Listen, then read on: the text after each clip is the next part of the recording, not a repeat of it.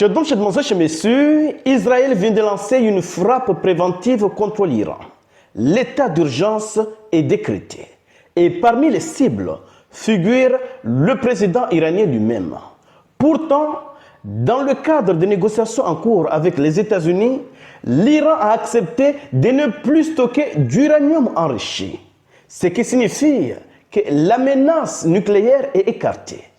Maintenant, une question se pose. Le nucléaire est-il la raison ou le prétexte?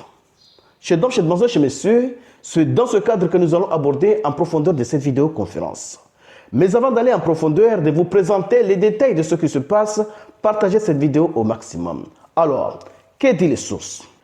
Selon le ministre de la Défense israélien, Israël Katz, l'opération vise à neutraliser les menaces contre l'État d'Israël.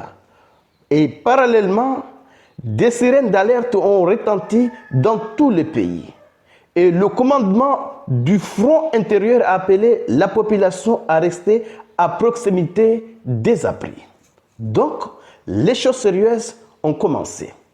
Et selon les sources, l'armée israélienne a attaqué environ 30 cibles à travers l'Iran, y compris la résidence du président iranien et le quartier général du renseignement à Téhéran. Cela signifie que le quartier général du renseignement a été attaqué et la résidence du président iranien a été attaquée. Nous ne sommes pas en train de vous dire que le président a été envoyé au repos éternel ou que le ministre du renseignement iranien a été envoyé au repos éternel. Le quartier général a été attaqué et sa résidence a été attaquée. Donc, soit ils ont été envoyés au repos éternel, soit ils sont quelque part à Téhéran. Mais en tout cas, il est très tôt de dire quelque chose sur l'état de santé du président iranien.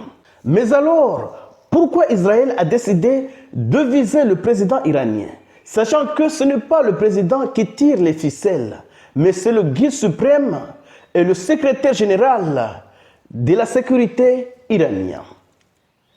Il y a une cause à cela.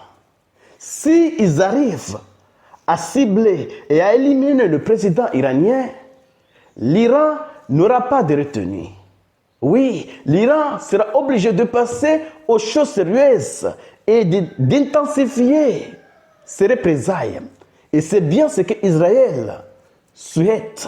Oui, parce qu'une frappe limitée de la part de l'Iran ne satisfait pas les exigences d'Israël qui souhaite que ce conflit soit le conflit entre ces deux pays.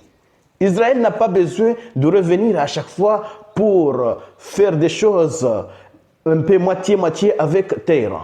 Ils veulent que ça soit vraiment l'histoire qu'ils attendaient pour écrire depuis des décennies. Je dois demander chez monsieur, l'heure est grave. Alors même que je vous parle, je crois que Téhéran a commencé à répliquer. Donc, on va donner les détails dans la prochaine vidéo.